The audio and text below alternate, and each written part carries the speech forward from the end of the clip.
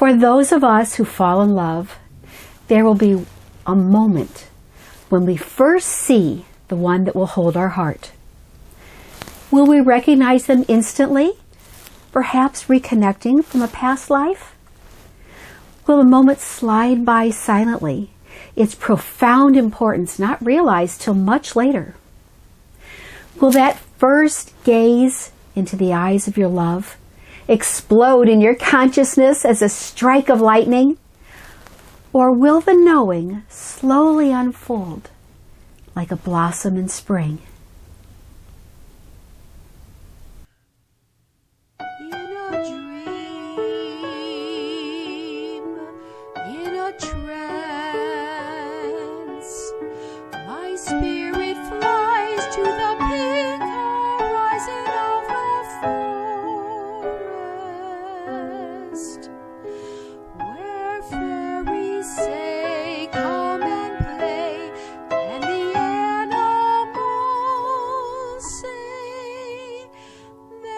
A better way, an enchanted land of love. My best friends live in the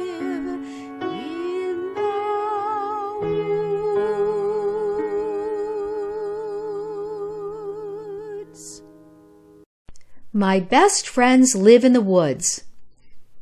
The Adventures of Albert by Anne Michelle Moracek. Chapter 8. The True Lesson for Today. As you might suspect, most of the children of the forest are homeschooled. Most of the year, this is true. But during the 2 weeks before and after the longest day celebration, the Glen School is in session. All the children of the forest who are old enough but not too old attend. Many of the elders take turns teaching, and this way the collected knowledge of the forest is passed down to the next generation. This was Albert's first year attending. He and Jimmy Squirrel walked together to the glen. "I wonder who is teaching," Albert said as they walked. "Yeah," said Jimmy as he munched on an acorn, dropping bits of hull as they marched along. "Are you excited for your first day?" Albert asked Jimmy. "Not really. I'd rather be out playing," said Jimmy. But Albert was excited. He wondered about many things and hoped perhaps to find answers in school. They walked on in silence till they entered the glen. Several others were already gathered around. There were the Rabbit twins, Gabby and George, Tommy Red Fox, and several others they had not met before. Albert smiled at the possibility of meeting new friends. A large old crow paced back and forth and chirped, "Come in and have a seat." "I'll bet that's our teacher," Albert whispered to Jimmy. Jimmy flicked his tail and shrugged. He didn't much care. "Today's class will be on bird identification," he squawked as he paced. "Identify what?" Jimmy asked Albert. "No talking unless called on," scolded Crow teacher. Jimmy blushed and raised his paw. "Yes, Jimmy, you may ask a question," said the crow. "Identify what?" Jimmy repeated. "Identification," Crow repeated. "Being able to tell what kind of bird it is from just seeing a feather," Crow continued. "You will go out in teams of 2, collecting feathers, and we will meet back here when the sun is straight overhead." Gah! Crow dismissed the class to go on their assignment. Albert and Jimmy were a team of course. "School might be better than I thought," Jimmy admitted. "This is fun." "How are we going to catch a bird and pluck a feather?" Albert said, more to himself than to Jimmy. He didn't expect Jimmy to have an answer. "Tiptoe up and grab 'em from behind," Jimmy offered. As Albert didn't have a better idea, that became their plan. There was a hummingbird hovering and darting her beak in and out of the orange trumpet flowers that were twining their way to the light up a nearby tree. "I don't think we can catch her," Albert admitted. "She's really fast." "But we could ask her for a feather," Albert offered. Jimmy boldly trotted up and stood at the base of the trumpet flower vine. "Good day," he said cheerfully as he was able. "We have a class assignment to collect feathers. Might we have one?" Jimmy asked. That's what Albert loved about Jimmy. He just jumped in. "Hum, hum, hum," she buzzed. "Well, all right." The tiny bird perched for a moment on the vine. With her tiny pointed beak, plucked out one of her shiny green-blue feathers. "Catch 'em," she hummed. The tiny feather looked like a jewel as it floated down to them, sparkling in the sunshine. "Oh, thank you ever so kindly," Albert said most sincerely.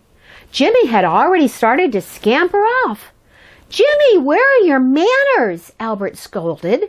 "Get back here and say thank you." "Oh, thanks," he called back with a flick of his tail and continued toward the next clearing. Albert carefully placed the jewel feather in his pocket and followed Jimmy. Sometimes a bit more serious wouldn't hurt, he thought as he watched Jimmy scampering off. After a bit, they came across Mrs. Robin Redbreast. "I'll ask this time," Albert told Jimmy. "We're attending Glen School today," Albert explained to the robin, "and our assignment is to collect feathers. Might we have one?" Mrs. Robin took a few hurried steps and stopped still. "What are you doing?" Jimmy asked.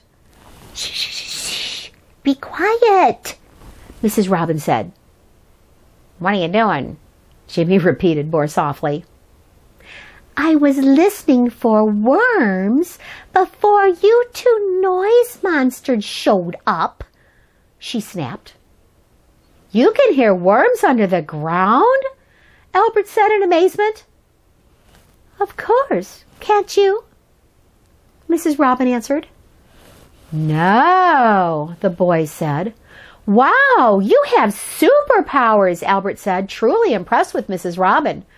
No one had ever told her she had superpowers before. She liked that very much. "I suppose you could have a feather," she said, taking a closer look at the boys. "What color would you like?" Mrs. Robin did indeed have browns and blacks, but the most impressive were the red feathers on her chest. "I know they're most precious to you, but if you please, could we have a red one?" Albert asked quietly. "What a polite young one," she chirped, and she plucked a choice red feather for him and flew off. As Albert placed it in his pocket, the boys noticed the sun was almost overhead. "We better get back," they agreed. As they entered the Glen School, Crow Teacher was again pacing in front of them. He called on the Rabbit twins first. "Gabby and George, what feathers did you bring to show the class?" The bunnies pulled forth from their pockets 3 black feathers that looked a mess, tattered and broken. "How did you come to find these feathers?" Crow Teacher asked.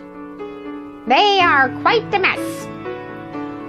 We found them on the forest floor," the twins explained.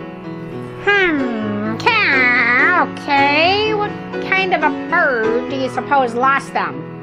Crow Teacher asked. "A blackbird?" they said shyly.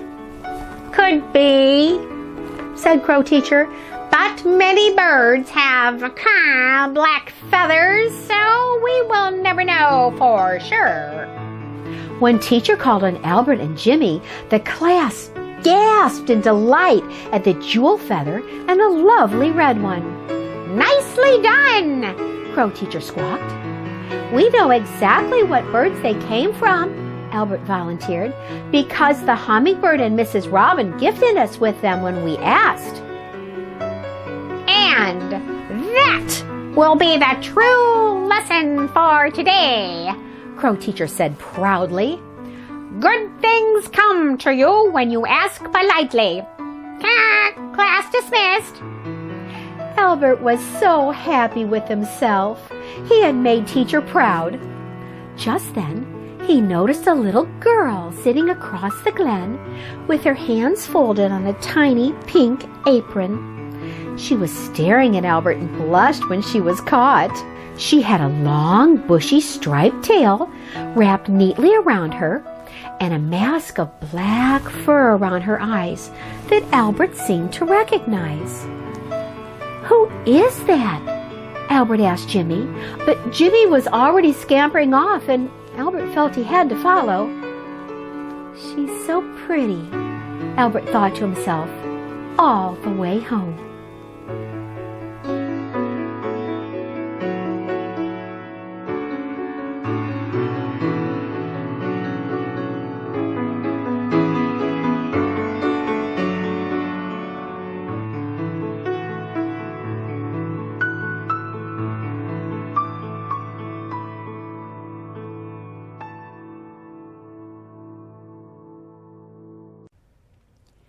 Chapter 8, The True Lesson for Today.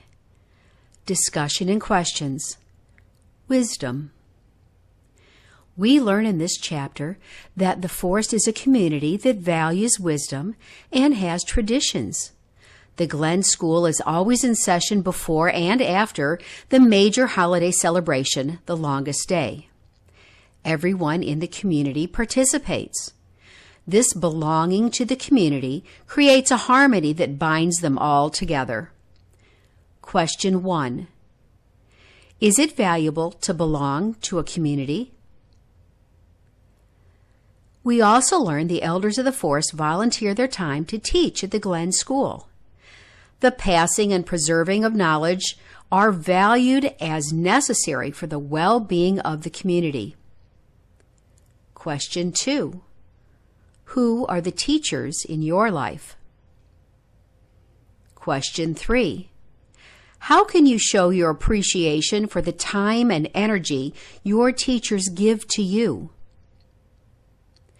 The two boys have very different attitudes going into school. Jimmy lives only in the present moment and is only concerned with his immediate gratification and enjoyment. Albert, however, can imagine the future and is hoping the knowledge he will discover at school will be a valuable tool. Question 4. How will a deeper knowledge of the world be valuable to your future? Question 5. Is it important to continue to learn and expand your awareness and knowledge of the world every day of your life? I am the composer and performer for all the music in this video. Both audio recordings and the printed scores are available on mybestfriendsliveinthe.woods.com. I will provide the link below. The painted illustrations are also my creation. Prints are available on mybestfriendsliveinthe.woods.com. This is a novel. The chapters are meant to be heard in the order in which they were written. And while each chapter can stand alone, they do build as new characters are introduced and past events are referred to. Please be sure to like, share, and subscribe. The chapters are numbered, so if you're just joining us, be sure to go back and watch from Chapter 1